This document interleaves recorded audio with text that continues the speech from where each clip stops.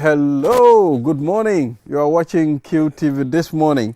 How are you doing? I mean, for me, I am fine, and I'll get to find out from my guests in the studio whether they are also doing good. Yeah, so it's Wednesday. We are back again on another edition of QTV this morning, and thanks to all our viewers from around the world. I mean, the likes of Ibrahim Jawara, he's a key follower of this program. You know, he even followed the repeat of this program once we are done with the program. So we have Mr. Mamadou Mboj as our co-host today. Mr. Mboj, how are you? I'm fine, thank you. And you? Very Mr. good. Balde? How is your morning going? Are you okay? Oh, absolutely. That's good. It's good to be all right, especially Wednesday morning. You know, we are looking forward to the weekend very soon. So once the weekend is coming, it's fast approaching, and we are getting the weekend vibes. And we have Mr. Malika as our newspaper review. Mr. Ka, good morning. Yeah, good morning. Thank you very much for having me. As we are in our winter now in the Gambia, you can tell it's very cold in the early hours of the morning, and some people struggle to get up. But once you have your tea, your cup of tea, a cup of coffee, they're good to go. And I had my morning tea, so I'm good to go. Absolutely. Yeah, so that is it. I mean, on the program today, we'll take a look at the code, from the code and the newspaper review. Mr. Malik Kah is our guest to help us go through some of the stories making headlines. And of course, we will be talking to the Minister of Higher Education, Pierre Gomez, on the new governing council appointed for Gambia's public universities. So we will be engaging him on this, and we'll also be talking to the President of the Gambia Transport Union, Mr. Omar Ceesay. Is re-elected as the President of the Gambia Transport Union. As you know, the Transport Union, it's a very significant organization, I mean, that helps steer the affairs of transport in this country. And from there, we'll also be engaging a young author called Abibatu Jara. She published a book called More Than a Princess, rather. So we'll also have her on the program to discuss the content of her book. So let's deal with the code. I mean, it's going to be a little bit different. We have a code that we are going to read out directly. Too many people think the grass is greener somewhere else, but it's greener where you water it. Remember that. I mean, it's a very straightforward code, and even a layman should be able to understand what it's talking about. Mr. Ka. Well, my understanding of it is you can sometimes create your own success. You don't have to chase it outside of your own zone. A lot of people, they want to take the risk, the journey, to go out, and search. That is normal. That has been happening since the existence of humanity. We've been moving. But sometimes, what you're looking for may not be far away. It could be right under your nose, and then you are looking for it outside somewhere else. So it's always good to be industrious, creative, and also be ready to make sure that you put in the effort where you are to realize some success. So it's not necessarily just chasing the rainbow to find success. So that's my interpretation. Well, many people go for the green land. I mean, the reason why people leave for certain opportunities, I mean, are easier to get somewhere. That's the notion that many people have. Sometimes, what about if the land is barren? At some point, it's not fertile. Even if you water it, at some point, there'll be nothing. Let's think about this sort of metaphorically. Sort of greener pastures elsewhere. It's almost like an illusion, isn't it? Because of perhaps your circumstances may seem barren. So you're imagining all sorts of things about how things are like beyond the borders. But it may not necessarily turn out like that. This is your point made there. And that is really what the fact, the sentiment, if you like, of this saying, of this proverb, that all that illusion, what I project onto what is on the other side, is just a projection. What I can be sure of, perhaps, is what I work, what I water. You know what I mean? Anything else is just an illusion and we'll be so disappointed. Look at the backway thing. It's almost like a cognitive bias. You're always looking for examples of things, of ideas that sort of confirm, as it were, your position of wanting to leave. You know what I mean? Nothing, no other evidence can change anything. You just have this mania. It's almost like a mania. It's a madness. So this is the thing, the illusion of greener pastures elsewhere. It's just that. Possibly you're better off working what you have than keeping this illusion. The likelihood is that you'll be disappointed. They always disappoint, don't they? You could be. There would be success stories here and there, but what we are emphasizing is, by and large, if you really work hard, you know, you can realize, because labor is what produces results. So there are a lot of things, let's take Gambia for instance, that the youth can get engaged in and then realize a lot, because we see other people coming from outside of the Gambia, young, and they're hustling here. And within years, you see they transform their lives by making some good out of it. They start as hawkers, they end up having shops, some are running around in the construction side, building. What is essential is for people, especially the youth, to acquire skills. And those skills, they can use it. Gambia is very, very fertile because the construction industry is growing very fast. So the demand for a lot of things that accompany that is there, whether you are a painter or you are a carpenter or a plasterer, there is a lot that you can make. But without acquiring the skills, the skill have to be imported somewhere else. And like Mo alluded to, you sit here and dream beyond the source of the seas. What is there? Yeah, it's good to adventure. It's good to know outside of your dream. But if you're looking for, work hard where you are, and then you will realize it. A lot of people have done that. Mr. Ka, in fact, I think that's the norm. I mean, people from different countries will move to other countries in search of greener pasture. Yes. I mean, when you go to Sierra Leone, you will find Gambians there. When you come to the Gambia, you find Sierra Leoneans here. That's so it's a normal yeah. terrain. I mean, it happens. That's true. Yeah, so it's a normal thing. Well, people do say that the history of culture is really the history of migration. Absolutely. If we accept that, you know, the out of Africa hypothesis, we all began from here, then we spread out, didn't we? So the whole world is our diaspora in many ways. So yes, one understands that. But here we are talking about something else, yeah? About seeing greener pastures, which is a slightly more nuanced angle of looking at things here, yeah? It's about, I'm in a situation, I want to improve it, but I do not know. I've heard that there's an El Dorado, place of gold elsewhere. So I keep on fantasizing, dreaming about that. Well, with that, I'm taking a massive risk. Really, what I can be reasonably sure of is really what I do. You know, my effort in trying to improve my life. If I'm going to depend on an illusion, because I can only see it as an illusion when I project into the future, but I'm taking a massive, massive risk. So this is all that we're saying. You're better off, you're safer trying to do things your own than relying on some greener pastures. I wish statistics were available with regards to Africans that go to the West to hustle, and they go through mental and emotional trauma. You find a lot of people, whether you go to London, New York, some of the main cities, and you find Africans, a lot of them mentally, you know, off because of their dreams have been shattered. What they thought and what they came to realize when they go there do not match. So that mismatch does create that, you know, and you find them, like where I live in London around Whitechapel, I see a lot of young Africans.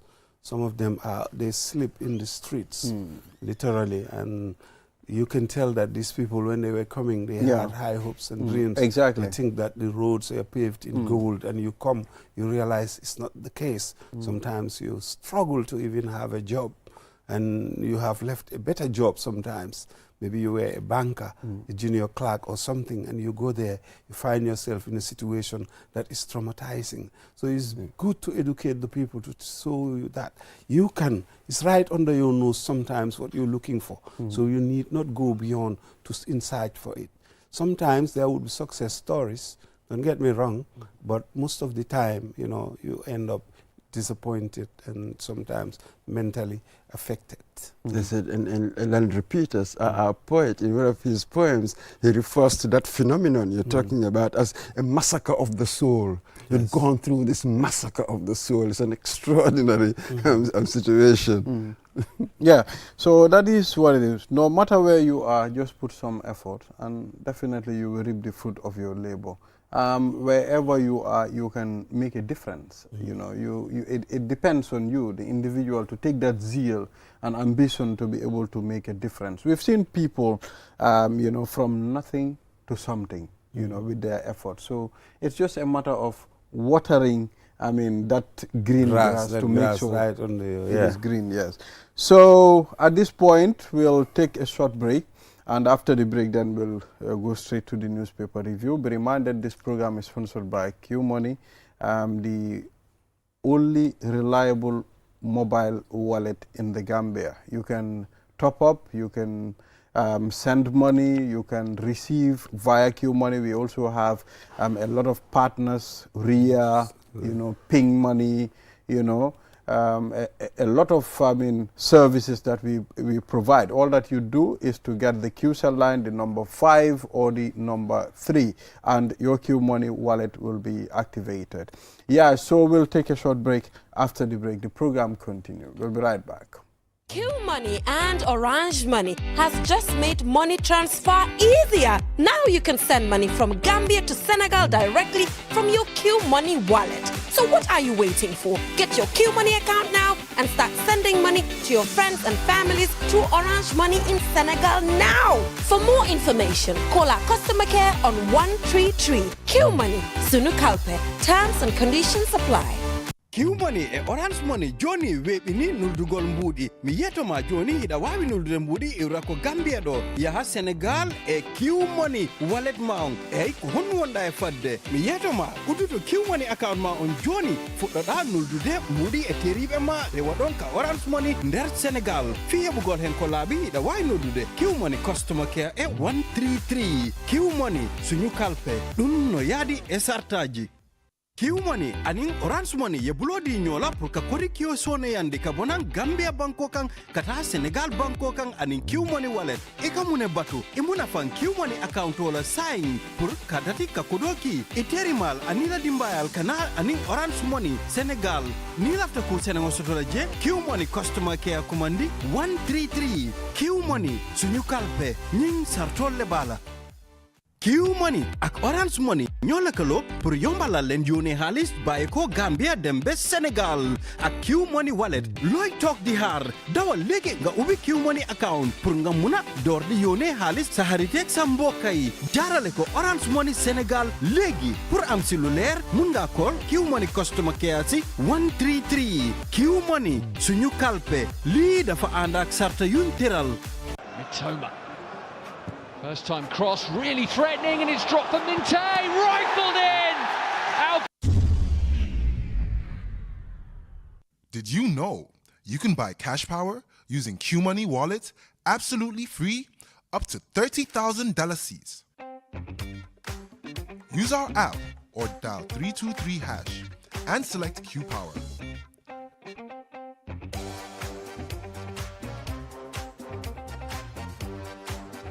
Choose Register Meter. Enter your meter number.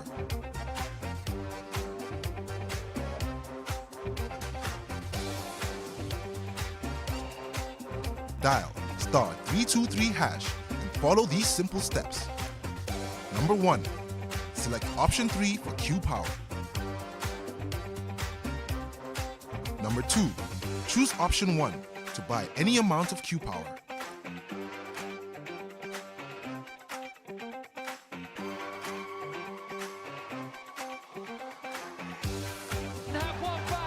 Enjoy free QCell airtime every time you cash in to purchase Q Power.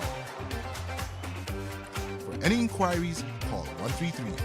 Q Money, Sunya Kalbe.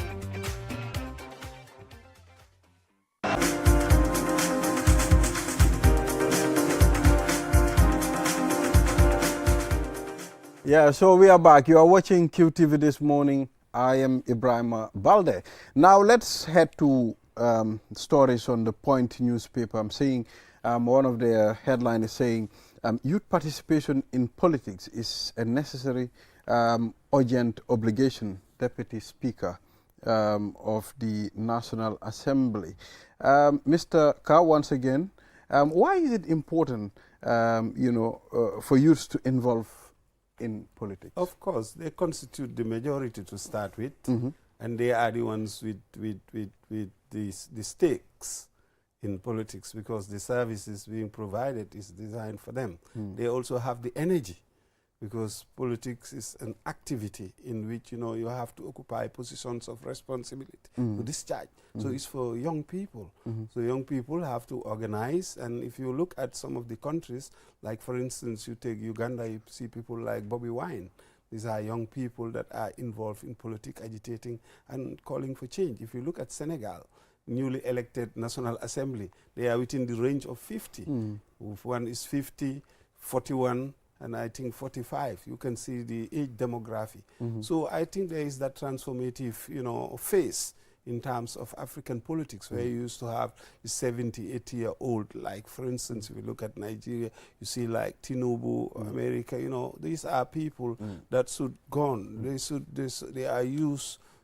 By date is gone. They should step out so that that process of change takes place. But until and unless the youths are conscious, politically aware, then they cannot make that difference or impact. So political education is very important, as opposed to just normal academic education. Exactly. You have to be aware of the economics, political economy. Absolutely. You have to be aware of social dynamics. You have to be aware of all these things. What is the role of the government? What is the role of the institutions, like the National Assembly? What are the roles of all these things? These is things that you have to go and educate yourself about. Then you can make the right choices and decisions with regard to governance. It determines and impacts lives.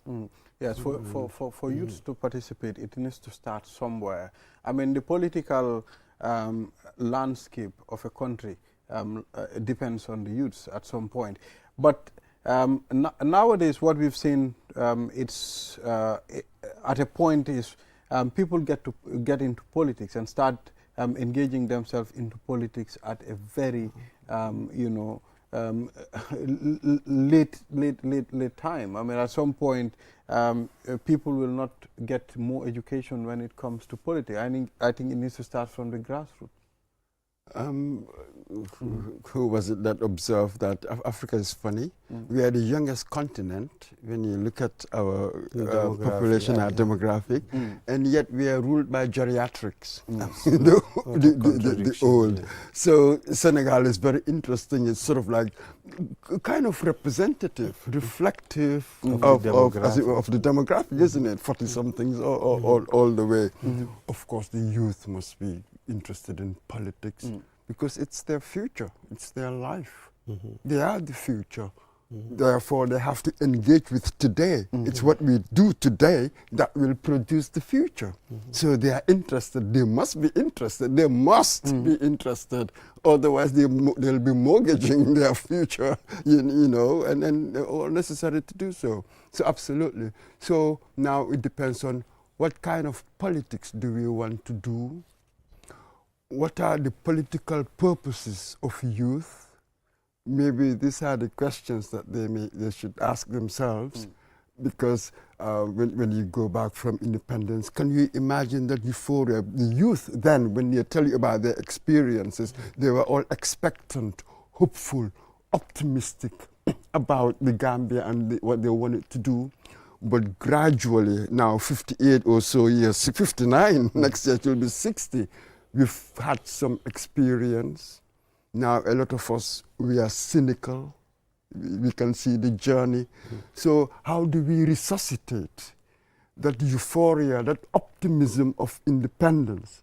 how do we resuscitate it to chart a better future? So I suspect that youth must really have discussions among themselves. Then they try to craft a kind of political purpose. What we are now, what is it we want? They cannot continue doing things as our generation, what we've been doing. So it's just that I haven't quite seen that. Hopefully, it's in the making, it's incubating. The Africa we are seeing today, I mean, I think it's coming gradually. We have seen many youths' involvement when it comes to Kenya politics. I mean, we mentioned Senegal. We've seen, you know, people are coming up, the youths are coming up. So it's also important for us to be politically educated, you know, at a grassroots, so that we can be able to involve 100% when it comes to, because you need to engage into a thing that you know. At some point, if you don't know it, you'll just be there. Use you, yes, it will be. Yeah, so Ahmad Ba is urging councils to provide allowances for imams. I don't know. Do they have a budget for that, or how are they going to fund it? How do you define who is entitled and who is not? How many imams do you have? Is it just imams of certain designated mosque? I don't know. That's a kind of very broad. So it ought to be looked into and worked thoroughly in order to really be able to come up with a framework or measure that decide and determines who. Otherwise, it becomes a Pandora's box and they will not be able to. Absolutely. And one would also want to know his reasoning behind sort of this suggestion, if one can call it that. What was the reasoning? What is the overriding necessity? Why is it necessary for one to do this? When you do it, what injustice, as it were, would you redress? You know what I mean? Nobody's mentioned it before until now. And what's the issue? And you know, when he say imams, I mean, imams, we have different levels as well. We have the Imam Ratib here, we have the community Imam, you know, each community and your Imam. So that also needs to be tabled out at some point, because at almost every corner we have a masjid. So how are we going to, I mean, differentiate this? And when you mention councils, they're there for everybody. Then when I say that should remunerate imams, then I wouldn't be surprised if a Christian gets up and says, what about pastors and fathers? They're here for everybody. Why just simply just group of people? So this is a very tricky area. Perhaps we should think thoroughly, or perhaps we should go into his reasoning. What's been his reasoning for coming to this? But let us be careful. Many issues bear on this. This talk. Yeah, so let's also move on. Even chambers due here for consultation over the draft constitution. Mr. Gar. This is our problem. It's nobody's problem outside of the Gambia. This draft constitution has been dragged we should handle it since, you know, we cannot still have the Third Republic. And after the change in 2016, when Jammeh left, everybody was hopeful that by now there would have been a new constitution and the ushering in of the Third Republic, but it did not happen because the political class cannot make up its mind as to what they want and what they don't want, and they are now in charge because a draft have been submitted. There is a reviewed version, so the contradiction in terms of should we adopt the 2020, which was, you know, consulted in, or the amended one. I think what they ought to do is really take it to the National Assembly, like Halifa Saleh suggested. He suggested that there could be a route out of this, because if it goes to the stage where they can vet it at the National Assembly, all these issues can come, and the amendments, the adjustment, the changes can be effected there. Then it can be taken to a referendum. But if they are trying to sort it outside of there will never be an agreement, and we'll keep on just having this as an academic discussion till doomsday. And it's important that we have it, because there are certain essential elements of democracy that are really lacking. since the inception of the new government, and we have to make sure that we really go beyond all this. And our intention, the intention of the government was to create a new constitution for the people of this country. But at some point, it is still dragging. Even Chambers. I mean, since 2016, hasn't he? He's been coming around. He seemed he seemed to be like a kind of sort of diplomatic fixer, as it were. Whenever there are sticking points, they'll call him in. I wonder what he will hope to achieve when he comes over here. Maybe he's being commissioned by the AU, or is it ECOWAS? I don't know. Well, it's not mentioned. Granted. So I guess it's ECOWAS, I suspect. But I have to be honest with you guys, this is how democracy works. We formed a Constitutional Review Commission, went around everywhere, all over the world, came with a document, but we said the document must go through Parliament. It did, they rejected it. Yeah, but that's where they did us a great disservice, the parliamentarians. They should have allowed it and then look at the different kind of, elements that ought to be removed or added to, and then process it for it to proceed into the referendum's phase. Should we have come with a sort of special mechanism of just going straight to the people? Yeah, but what do you take to the people? This is the contention here. Going to the people with what? But once we agree, the CRC, they've given their recommendations and the like. Should we have gone straight onto the people? Because going through Parliament, well, that's the risks you face. They will reject it. Yeah, after we spend so much money. Yeah, but that's the route that you cannot hurdle. Well, I think they have experts, in all honesty, like Khalifa, who is a very seasoned constitutional, conscious person. Yes, to engage even Chambers, all these are good, but there is a pathway that they can really craft by engaging those doyens in the politics to see how they can move it forward. They need not go any further. Let them engage some of those elderly people who are very experienced politicians, who are seasoned and have good intention for the country. And these people will give the guide and, the route as to resolving this impasse. It's been ongoing for a while, and people have become disillusioned and completely no longer trusting the political class. But this is precisely my point. If it has to go through the National Assembly, then anything can happen. It just depends on all kinds of political interests, the dynamic of the National Assembly. We cannot move away from that. Yeah, but one would have thought that at that point, the National Assembly would be non-partisan and see Gambia first, rather than assigning their outlook to a political party. This is about Gambia, where the Constitution, it should not be a partisan issue. They should look at the bill in that perspective and say, look, I am here not defending this particular party or that particular party. The Constitution is for Gambia. So you put Gambia first in that instance. Well, and then we'll end up with something. I think that's a bit too idealistic. It could be, but that is how definitely in fact, should be thinking. That is the thing that is dragging us still behind. I mean, when it comes to the draft Constitution, because, they vary when it comes to the ideas, when it comes to accepting it or accepting certain things on the draft Constitution. But let's proceed, Mr. Ka. Gambia set to conduct the 2024 economic census. Yeah, economic census is important in the sense that that is the measure in which you can know what we need in terms of how much amount of goods that we import and services that we need, how much rice do we import, how much sugar, oil, tomato. Then once you have an idea of these things in relation to the population, then you can structure a program in which to address some of those things so that you can create this deficit of trade imbalance. What foods do you need to grow locally?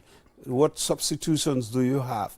So that it gives you a global perspective in terms of the economy, how it works, and our consumption in certain areas. So I think it's helpful after you do the population census, then you look at the performance index in terms of other areas, and then see how you can construct an economic policy or program that would take the country, to the level that. Mr. Boyd. It's the data. Absolutely. That's why GDP, they call it. Data today is the new oil, as they call it. Absolutely. Without the data, how do you formulate policy, really? Because you'll be formulating policy in the dark. In the vacuum, yeah. It is the data that gives you the torchlight. You're right. That shows you what is around. Then you, on the basis of that, you form your policy. So it's really the value of data, and we should be doing. If you have 10 people in your household, you need to know how much cup of rice you have to cook. Yes. So if you don't know that, then that mismatch, you may undercook or overcook. So at this point, we have the Honorable Minister for Higher Education on the line, Professor Pierre Gomez, and we'll be discussing the new governing councils appointed for Gambia's public universities. And Professor, good morning. Good morning, and thank you for having me. Thank you for accepting our invitation. How are you doing, sir? Thank you. Yes. So, I mean, please, can you tell us about this governing council appointed for public universities? Well, thank you very much. For some, it's a continuation, like University of the Gambia. For others, because of the transformation of their institutions moving from an institute or a college into a university, their governing bodies must conform to what the 2016 Tertiary and Higher Education Act is saying. So there's a way to compose the governing council in line with what the laws of the land say. So, and in order to be able to really support the transformation agenda, and that's why we decided to bring on board seasoned academics, private sector, people from the NGOs, different diverse backgrounds to now manage. Because what happened is the universities are not governed by government directly, and not by the ministry directly. There is a governing council, and in which also, in addition to the people I have mentioned, you also have some ministries, key ministries, who are also highly represented by their permanent secretaries. For instance, the Ministry of Justice, represented by the Solicitor General, because they will be having legal issues. You also have the Ministry of Finance, because of the financial component also. The two education ministries, basic and secondary education, and tertiary and higher education, because education being a continuum, they need to be there. So the people now who run the university, who direct the senior management of the university, and who have the authority to approve and to appoint and also to discipline, and among others, and also to award degrees. So, for instance, for any convocation, before any convocation is to take place, all the results must pass through this governing council. If not, that will not be valid, among others. They are the one who approve the budget. They are the one who appoint vice chancellors and lecturers and take care of all those things. So it's very, very, very key. But they help in working with the vice chancellor and other senior management to really go for resource mobilization and do other things. Yeah, so Professor, it's very, very important. Yes, how can the new council improve the overall management and quality education of universities? Yeah, because they have there's a clear TOR that is given to them that has to look at teaching and learning, so to ensure that it improves. There's also an area where they have to support research. It's also very, very key. And among other activities, and then also resource mobilization. It is also part of their mandate to help the senior management of the universities to go for for resource mobilization, among others.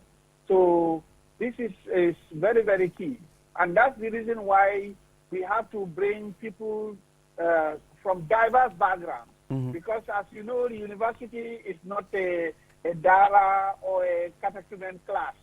Because there, you know, when God has spoken, it is finished. But here in the university, you have divergent views. People have to come up with different opinions. And you need to also ensure that you listen to them. That's why you bring somebody from the private sector. Who you all know the private sector, they are results-oriented. They don't have time to waste.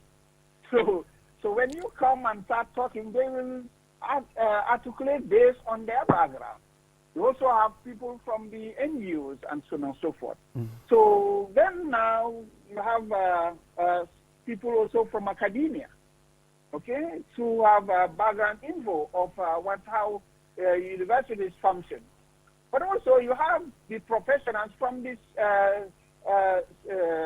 from the different line ministries, as I stated, from finance, because you'll be talking about the budget, you'll be needing money here and there. So then, because these are specialists, they'll be able to know straight away whether you get it right or wrong. And then now you have from the Ministry of Justice and the legal aspect of it also, they'll be able to know, to guide you that, well, this is what the law says, do it this way, do it that way, and so on and so forth. So these are the people who run the university. Yes. They're on behalf of the Gambian people, on behalf of government. Okay. So, and they are given a term to serve, and that can be renewed.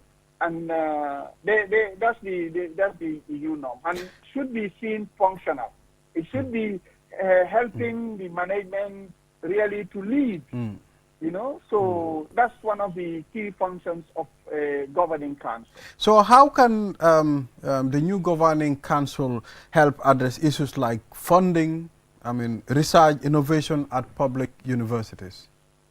Yes, because they have to first, you know, you have they need to come up with innovative ways of financing tertiary and higher education. Already, interestingly, that was the first document that we produced some roughly 3 years ago when we came in as minister. It was entitled Sustainable Financing of Higher Education. You remember, you know, some time ago we did talk about the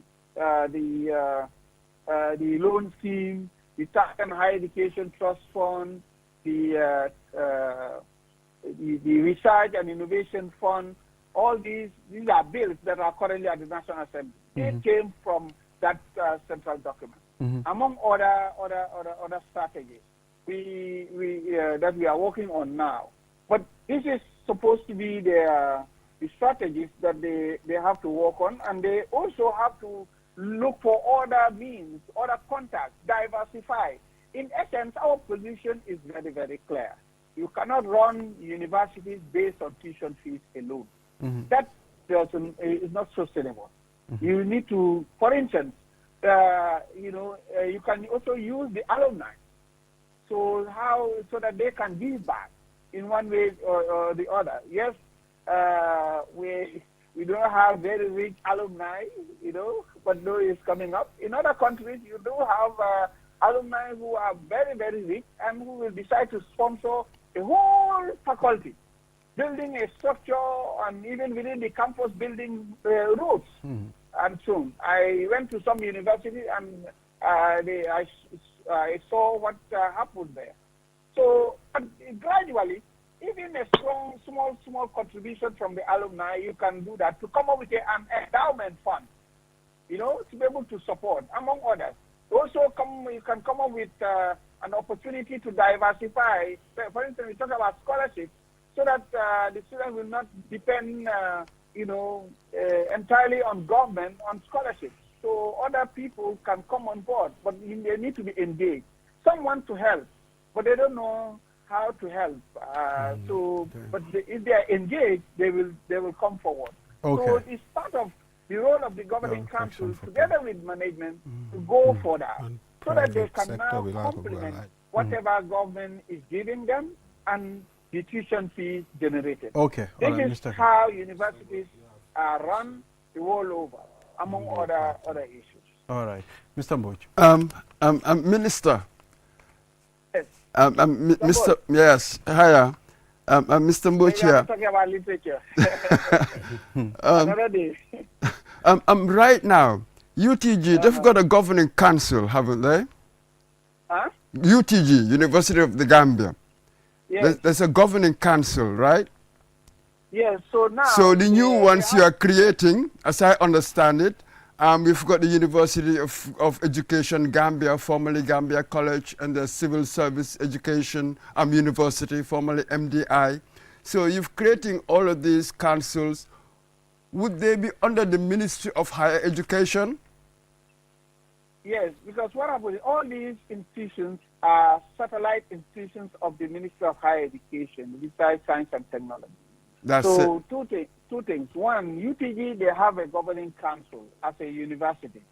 But then now it has been changed because some have already exhausted their term. So they will change. Others are ex-officio members. So the moment they occupy the position, they will automatically be members of the governing council. Like, these are the permanent secretary of finance, permanent secretary Mohas, permanent secretary Mopsy, Solicitor General, Minister of Justice. These are ex-officio members. So those ones, whenever even you review, you must have them there.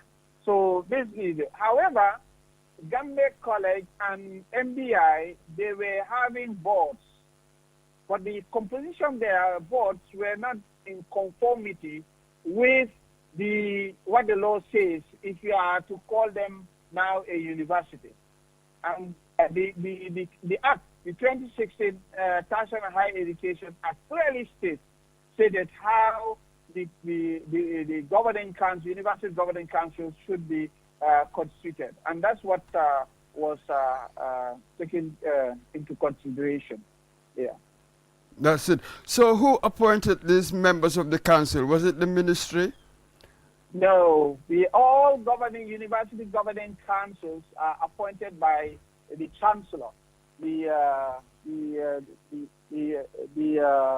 president of the Republic of the Gambia. In this case, His Excellency President Adama Barrow. So okay. All right. Just one more thing. I think earlier on, when you first came on, you said something like this governing councils, they're quite autonomous, aren't they? At least in theory. Yes, they are autonomous, but remember, because we are also serving, my permanent secretary will be serving there as a member, like other permanent secretaries. But the issue is they are satellite institutions of the ministry. They are under the mandate of the ministry. Okay, so that's how it works. Okay, but they are now they are given delegated authority with full powers. They are given delegated authority with full powers to govern the university on behalf of the Gambian government, on behalf of the Gambian people. So that's how it is. Like the ministry is given delegated authority to run tertiary and higher education institutions. Now, since we cannot be everywhere, we now have these governing councils who have now that delegated authority to run these institutions. Okay, thank you. Finally, how can universities ensure the new council are accountable and transparent in their decision making? Good. Thank you very much. We're going to also sign the performance contract with them. So we've already developed that and shared it with them.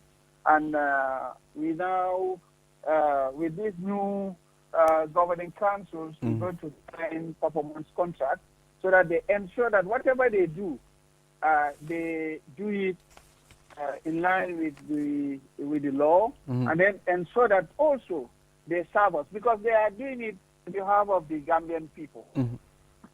Yeah. So and since all of us cannot be there, they are the ones representing us. Yeah. So and as I stated earlier on, they have the full powers. they have the full powers to govern the universities. And the good thing is also we have seasoned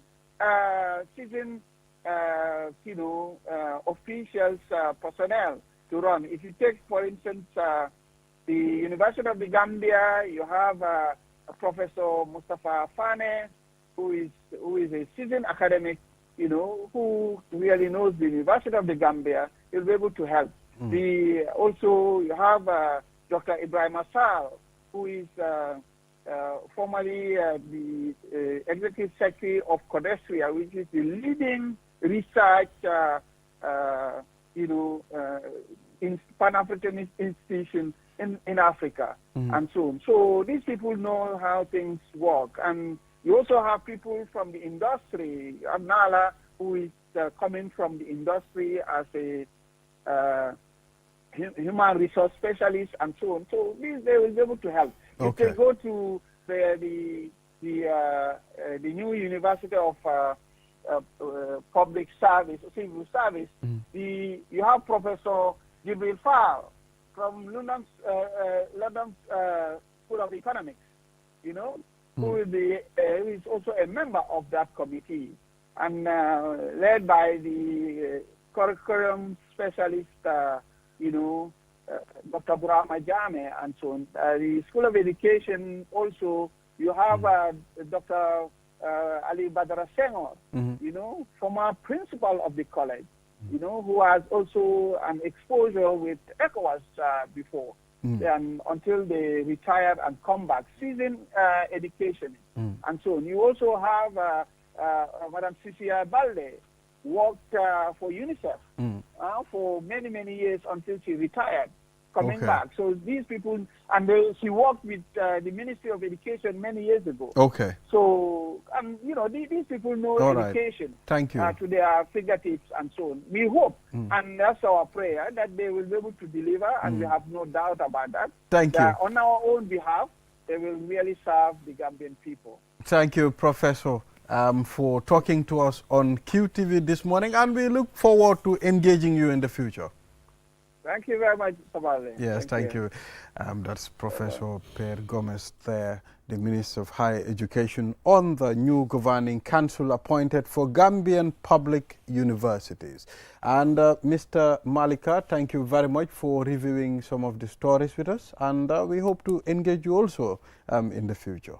Thank you. Yes. It's my pleasure. Thank you. So at this point, we'll take a short break. After the break, we'll talk to the President-elect of the Gambia Transport Union, Omar Ceesay. And this is going to be his re-election again. I mean, he's elected as the President of the Gambia Transport Union. So we will be discussing the way forward. So we'll be right back. Mitoma. First time cross, really threatening, and it's dropped for Minte. Rifled in! Hidandi da wawi sodude cash power e Q money wallet maong te ayobata hai hunde ida wawi sode ko yeha guluji chapan $30. Kawatano baby, wadu dial star 323 has joka sartajiding suboda option 3 fi Q power. Ontumasi suboda register meter number sa gaini natina number meter maong.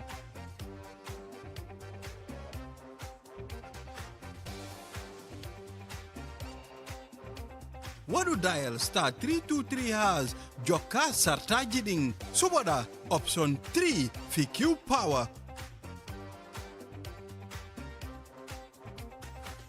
Ontumasi suboda ko jelu falda sodude.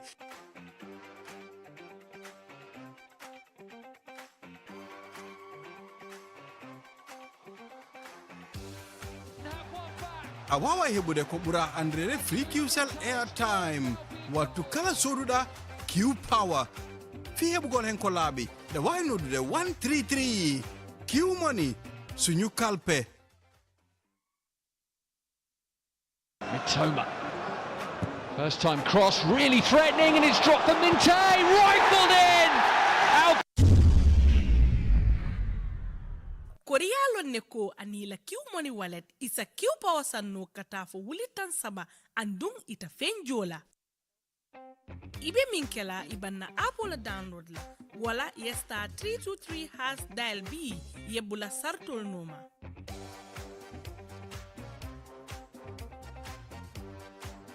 Follow ye register mita tombo. Fulanjao ye la mita number dundi.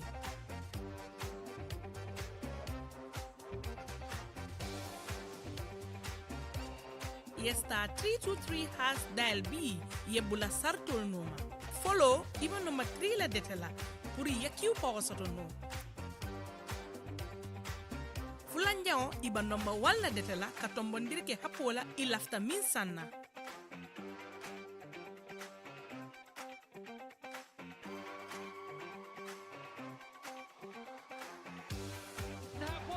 Amanda Wola, wati ye kodo dundi pour ka kiw pawasa, kiw sel be so la free bonus lale. Ni lafta kuma ko yo moyela nyinto, kumandiro ke 133. Kiw money, sunyu kalpe.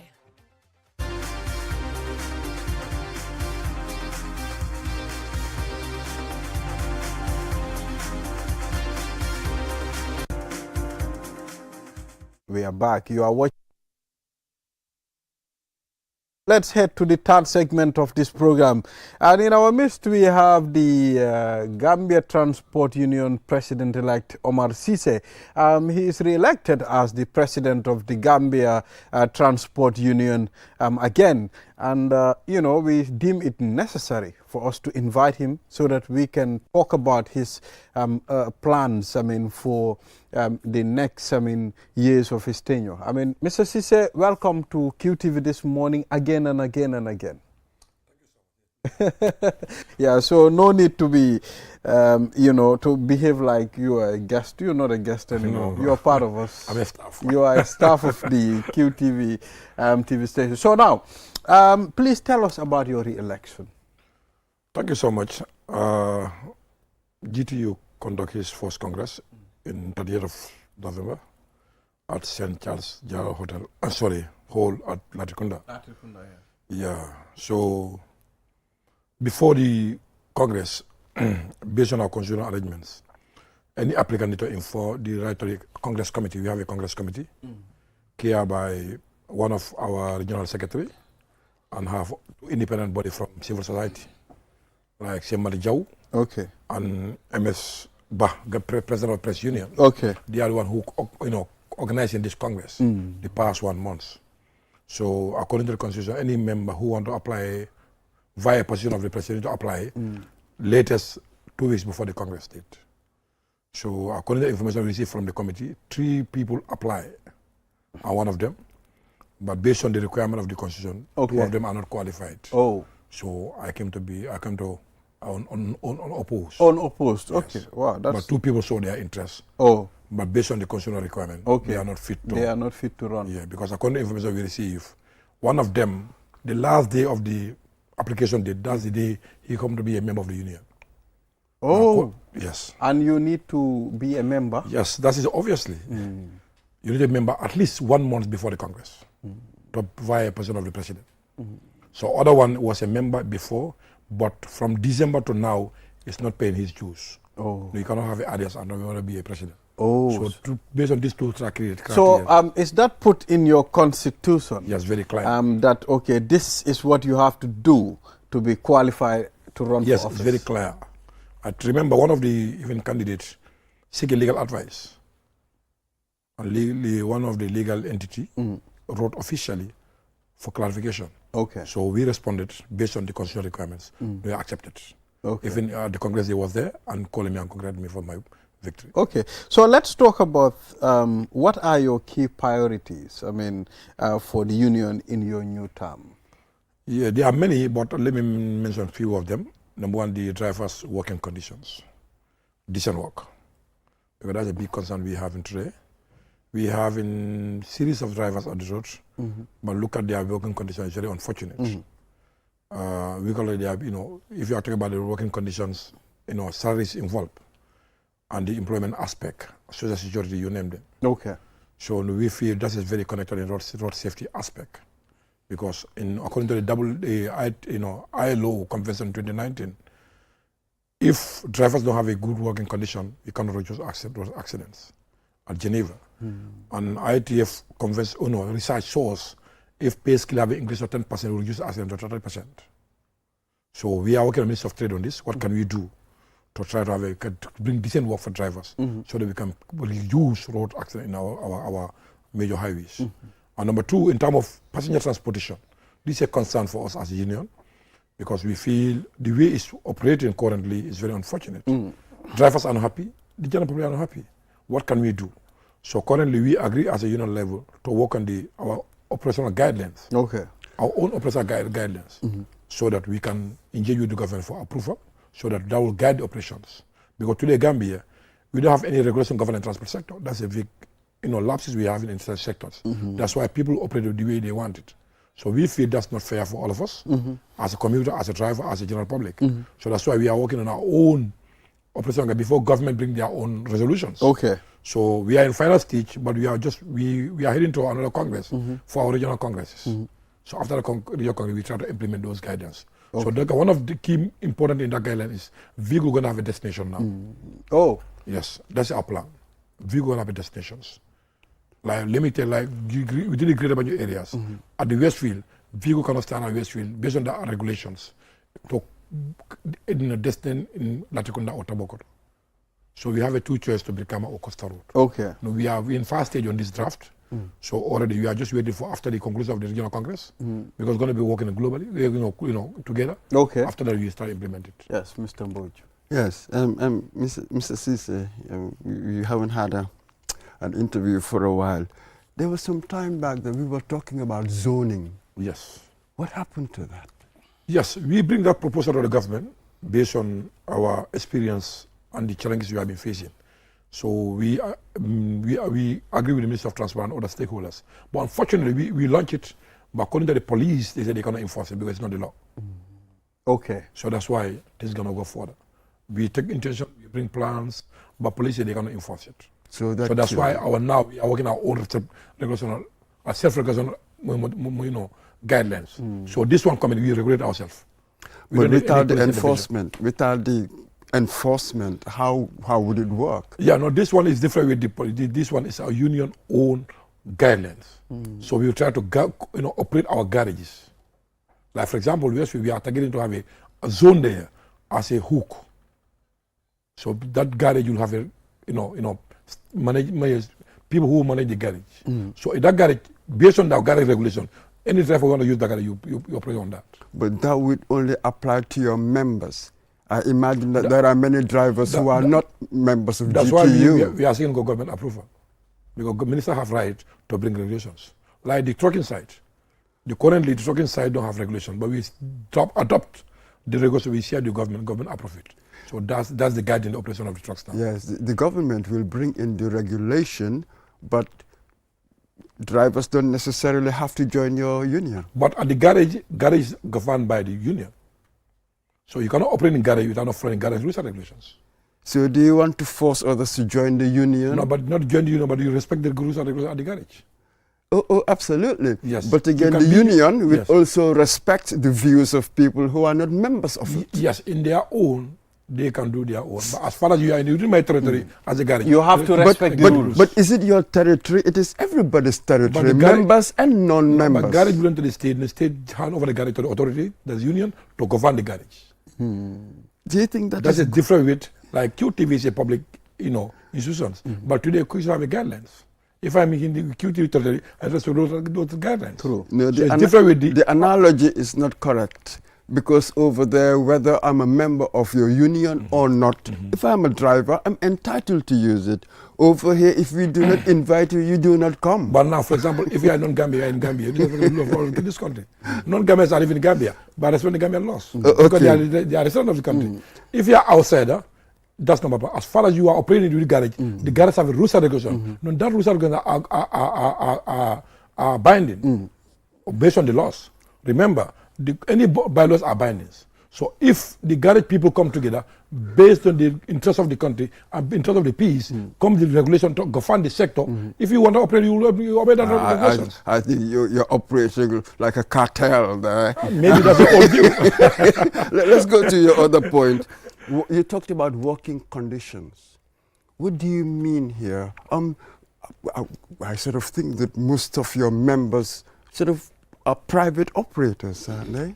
Yeah, it's a private boat. You know, people. So what people working see ourselves conditions at are you talking GT. about? You know, drivers, transport sector is informal sector, but we don't believe as we are working at the informal sector.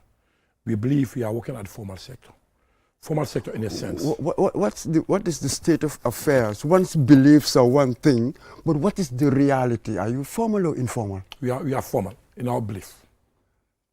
So if I do not believe it, then you are not formal. No, that's what are the facts? I'm trying to take away opinion from facts. My understanding about the formal is, informal is, that issues is beyond your control. You don't have any data connected to that information. But any data we have been operating, the government have all those data with us. Our old vehicle we register with the governments. Government lancing them, give the all necessary documents. The government have all those information. Any vehicle applied to the road, government knows it. Any driver, you driving a vehicle, government know that guy. So there is all that information available at the government level. True. So we don't feel we are informal, we are formal. So any information the government need, they are available. So what we are talking about the working condition here, those drivers are Gambians. When they have a family, they are breadwinner of their families. But today, look at their working conditions. Do you have any work, job security? No work, no contract. No minimum wages. Even the insurance covering vehicle drivers are not covered. And that is their civil rights. So that's why we want to engage the Minister of Trade. Any driver, like, let's take an example from, like, Burkina Faso here. The president make a degree. Any driver applies when you have a social security certificate with you before driving a vehicle. For your own safety and safety of other users. And their working conditions are being employed based on the new Labour Act in 2023. And time of, we are talking about the road safety. If somebody who is driving a vehicle is not feel comfortable, is not feel happy, do you expect anything good from that guy? No. And also the sector, like how the people access to be a commercial driver? Are they being vetted? Are they being through the normal procedures? Because the sector currently is very unfortunate. You see people applying driving vehicle without competent and qualified. That brings series of issues in our sectors. So already we start with this Minister of Trade and Minister of Trade, transport. We are in fast stage. We believe as soon as possible we're done with this.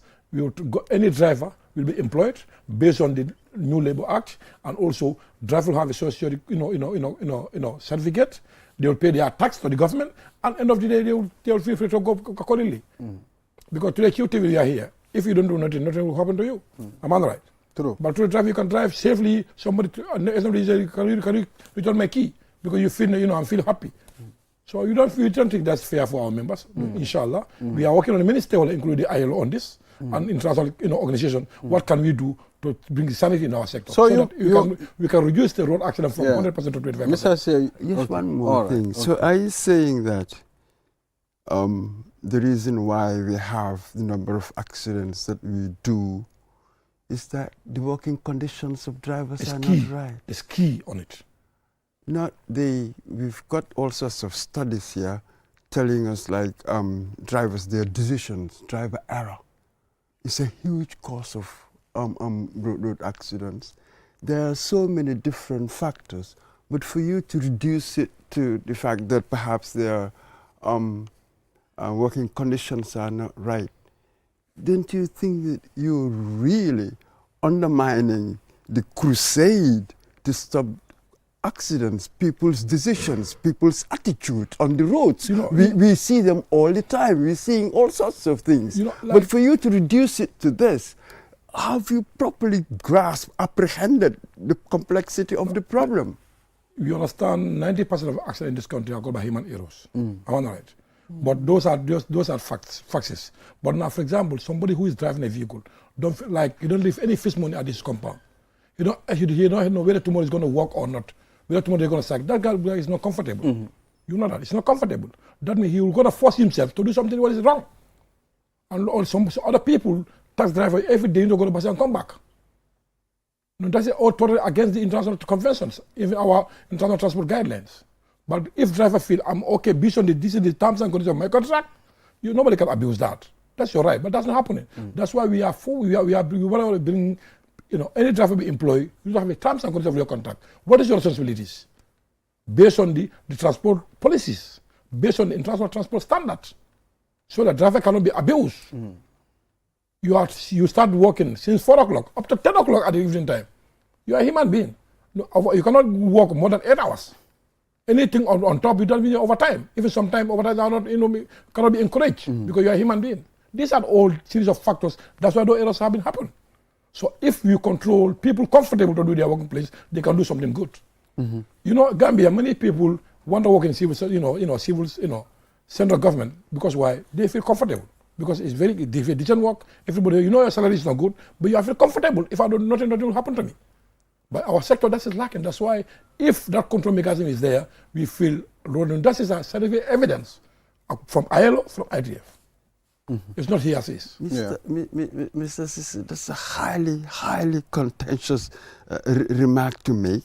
And it appears to me that you are being an apologist for all the wrongdoing that we see on our roads. These are human decisions. We all face all kinds of problems at home sometimes, but when I go to my work, one does it as professionally as possible. Never mind the distractions. Everybody, that is even all over. Any sector you touch, people are having all sorts of issues at home. Yet, I must do what I do professionally, but it appears that your argument is this: because of the issues I face at home, therefore that will affect how well I drive or not. That's a highly contentious correlation to make. But you can agree with me. You cannot agree with me if you are not comfortable. Today you are sitting here because you are comfortable. That's why you are doing the interview with me. How do you know? No. How do you know the issues that I have in my head? How do you know? I know before working QTV, you have contact with QTV. Am I right? I work. You know your terms and conditions. That is not happening in our sector.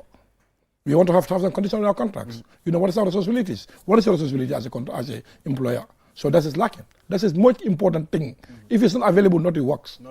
But here we are a corporate. We employ in that way. We are in the formal economy. You say that you want to think that you are in a formal economy. Yes, we are informal. But in reality, it's very informal. I have a vehicle. I talk to Mr. Balde. Mr. Balde, do you know anybody who could become my driver for me? Then you bring for me a primer or Booba. Then we discuss, we agree on a price, we move on. But it's a contract. That's how it works here. But that's not supposed to be. That is the argument here. That's not supposed to be. But this is government the reality. Is the responsibility of the government to protect you and me. So any contract, I think written contract, not verbal. You cannot look at me, you say, you want to eat my money, tomorrow I sack you, just like that. It's not there. You know your contract you say with you. So are we advocating to do contract? Yes. That is how much important. You have contract, terms and conditions, so everybody comfortable. What is your contract? You know it. I know. Based on the contract, our time, we've exhausted the whole time. Now I think we need to come on Hell or any other program, maybe State of Affairs or something. Yeah, so Mr. Ceesay, thank you for coming. We have another segment. I would have extended this time so that we can have more insight of the transport union agenda for the next years coming. Yeah, but thank you for coming. You're welcome. We appreciate your time. Always willing to come. Yeah, so we like that. I mean, there is no. But this one you dictate me. There is no doubt that they will elect you as their president, for the coming year. So thank you very much. And viewers will take a short break. After the break, we'll be talking to Abibatu Jara, Auto More Than a Princess. Q Money and Orange Money has just made money transfer easier. Now you can send money from Gambia to Senegal directly from your Q Money wallet. So what are you waiting for? Get your Q Money account now and start sending money to your friends and families through Orange Money in Senegal now. For more information, call our customer care on 133. Q Money, Sunu Kalpe. Terms and conditions apply. Q-Money e Orange Money joni weɓini nuldugol mbuɗi mi yetoma joni hiɗa wawi nuldude mbuɗi iwrako Gambia ɗo yaha Senegal e Q-Money wallet ma on eyyi ko honno wonɗa e fadde mi yetoma udduto Q-Money account ma on joni fuɗɗoɗa nuldude mbuɗi e teriɓe ma rewa ɗon ka Orange Money nder Senegal fi heɓugol hen ko laaɓi hiɗa wawi noddude Q-Money customer care e 133 Q-Money suñu kalpe ɗum no yaadi e sartaji. Kiu money aning orange money ye bulo di nyola pour ka kori kio sone yandi ka bonang Gambia banko kang kata Senegal banko kang aning Kiu money wallet eka mune batu imuna fan Kiu money account wala sign pour kadati ka kodoki eterimal anila dimbayal kana aning orange money Senegal ni lafta ku Senegal sotola je Kiu money customer care commandi 133 Kiu money sunyu kalpe ning sartol le bala Kiu money ak orange money ñola kalo pour yombala len yone halis baye ko Gambia dembe Senegal ak Kiu money wallet loy tok di har dawal legi nga ubi Kiu money account pour nga muna door di yone halis sa haritek sa mbokay jarale ko orange money Senegal legi pour am si lu leer mun nga call Kiu money customer care si 133 Kiu money suñu kalpe li dafa andak sarta yuñ teral Mitoma. First time cross, really threatening, and it's dropped for Minte, rifled in! Out. Did you know you can buy cash power using Q Money Wallet absolutely free up to 30,000 C's? Use our app or dial 323 hash and select Q Power.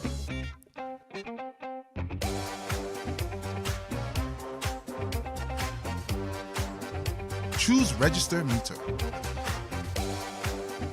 Enter your meter number.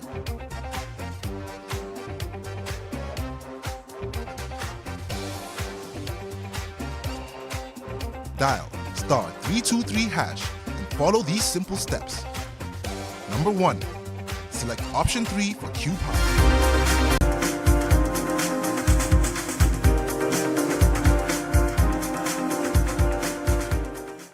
We are back. You're watching QTV this morning. Now let's head to the last segment of this program. And we have in the studio Miss Habibatu Jara, author, modern, Miss or Mrs.? Miss? It's Miss, and it's Abibatu. Abibatu. Yes. Abibatu Jara. Yes. Author, Modern a Princess. You're welcome on QTV this morning. It's good to have you here. Likewise. Yes. So let's start with your book. I mean, what inspired you to come up with this idea and publish a book called Modern a Princess? Yes. So I wanted to make a difference in the world, and I decided to write a children's chapter book on gender stereotypes and on challenging gender roles. And this is book 1 on the African Kids series.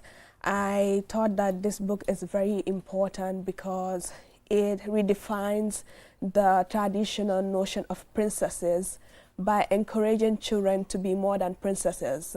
The book encourages children to be a princess and at the same time be a protector and a world changer. Okay, interesting. So how did you develop the characters in the story, especially the protagonist? Yes, so I wanted the story to be very contextualized based on the Gambian context. So I decided to use Gambian names, Gambian places.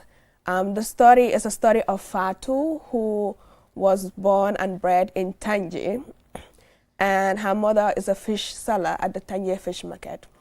So I wanted the children to really connect with our Gambian heritage and our cultures, as well as the landmarks in the country. That's why I decided to base the settings on the Gambia. Yes.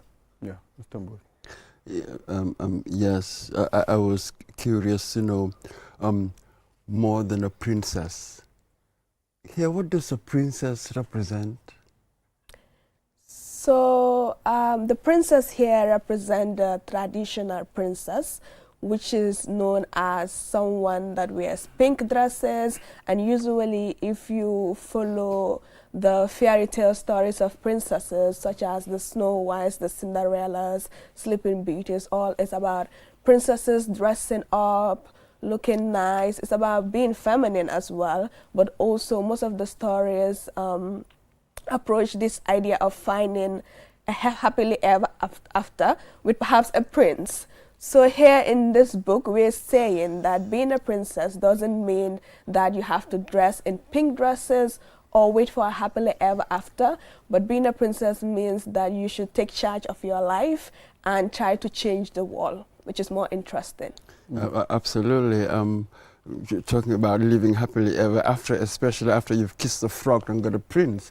Exactly. Yeah. So, now that's it. This more than princess, what would you call it? Does it have a name? More than. More than. So that quality, that thing that is more than the mere princess. Because mental, what do you have a name for it? Because the mental picture of a princess, we all understand how they look, what princess, what the attributes of a princess. Yes. But at some point, more than a princess, that should be extraordinary, isn't it? Exactly. So in the story, Fatou is a princess and is also a protector of the waters in the Gambia. Like I said earlier, her mother was a fish seller at the Tangier Fish Market. So at some point, the ocean was polluted and her mother lost her source of livelihood and they lost their source of livelihood. So she decided to study law and become an environmental advocate to protect the waters in the Gambia, such as the Atlantic Ocean and the River Gambia. Yes. Yeah. So I wonder though, so your story, is it that you've pitched the traditional against the modern?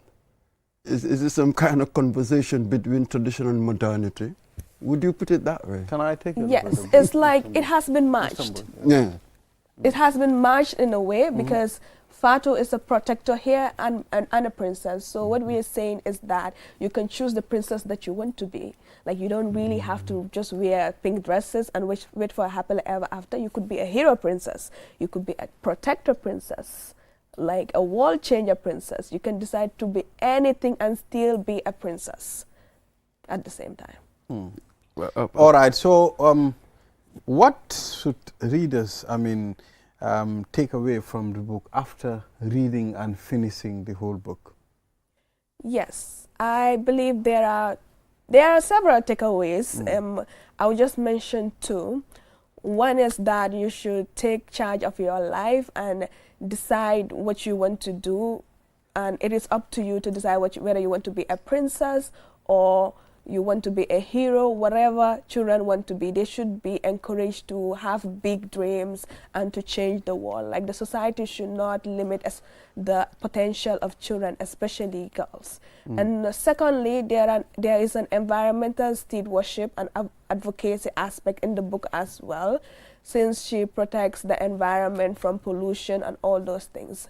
And this is a big conversation around the world on environmental protection, climate change, and those things. So we are bringing children in the fold to also understand current issues and to also realize the problems that come up as well. The books talk about pollution and children understand these things. So now when they read the book and understand it, this will prevent them from returning the environment and all these things because they know that this affects their source of livelihood.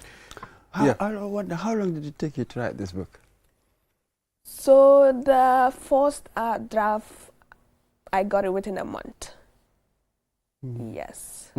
But because it's a children's book, it involves working with illustrators and formatters and editors as any book does. So it took, I actually published it in September. You published it in September after having worked on it for how long? About a month. Yes. So did you sort of write every day? How did ideas come to you? Yes. So I'm a lawyer. I'm a full-time lawyer. So I decided to create a schedule so that I'll be able to write. So once I get up from work every night, I dedicate at least 1 hour, 30 minutes or 1 hour to writing the book. So that was how I did it. And weekends too, I work on it as well. So at what point did you sort of realize that you might have a talent for writing? I've always wanted to be a creative writer. At some point, I was even thinking of perhaps doing a course on creative writing or going to school, but I've always had this talent. And then, of course, God planted this idea in my head 2 years ago, and as of last year, I was like, I should do this. Like, I should stop procrastinating and just do it. So that's your first book? Yes, it is. But I imagine that perhaps when you were at school, you used to publish. Did you publish before? Maybe in school magazines and stuff like that? Did you? No, but when I was in primary school, I went to Ndaus. When I was in primary school, I used to perform poetry in front of the assembly and stuff like that, and I was really happy doing it. Do you have a favorite writer, if I may ask? Yes, so my favorite book is actually Harry Potter. So I would say J.K. Rowling. Yes, she's amazing. Okay, nice. How, do you balance, creating an engaging story and, also conveying deeper life lesson? Yes. So for me, it was important that I don't only create a story. I wanted to solve a solution. That is why the book doesn't only talk about the traditional notion of princesses, or it's not only centered around princesses. That's why I weave in the environmental advocacy aspect, which is a major problem around the world. Exactly. So finally, we are out of time. Are there any personal experiences, maybe in the past that you think, okay, this happened to me, so I think I should also put some of them on my book? Not in this one. Yes, this is completely fictional. Yes, but I love the story because it encourages children to be bold, and I also want to be bold. Sometimes I don't feel like I'm not bold. I feel like I'm not bold enough. We all think sometimes. So, yes, we all deal with imposter syndromes and stuff. Exactly. So I want to be as bold as Fatu, as inquisitive as Fatu. Nice. Interesting. Who did the publication of this book? So I published it on Amazon, KDP, yes, in the United States. Yeah. All right. So how much you selling it, and where can we get it? Yes, so it's going to be available at Timbuktu sometime next week for $690. Okay, $690. Yes. Okay, interesting, Mr. Mboch. Yeah, so thank you very much. Abibatu Jara for coming on QTV this morning, and we hope to see you launch another book again. Yes, actually, like I said, it's a series, African Kids series, Brave Boys and Bold Girls. So there would definitely be extras coming. Yes, okay. Hopefully the next book will be on gender stereotypes dealing with boys. Interesting. Yes. Yeah, so Mr. Mboch, we are looking forward to that. Well, absolutely. People who write, they have a special place in my heart. I think it's an extraordinary thing to do culturally, that imagination. In the end, it's all about one's imagination, to imagine what has not been in the past. Exactly. That's what being innovative means. That's how we evolve. Yes. So they're serving a cultural need. That we need to read what they're talking about, what they're saying. We need to listen. Even if you do not agree, still listen. Exactly. Cheers. Yeah, so thank you, Abibatu, for coming. And, we wish you all the best of luck. Thank you. And hope to engage you more in the future. Thank you. Thank you for having me. Yeah, so Mr. Mamadou Mboch, this is all we have. And we'll be back here tomorrow again. Cheers, brother. For another edition of QTV this morning. Yeah, so viewers, enjoy the rest of our programs. Bye-bye.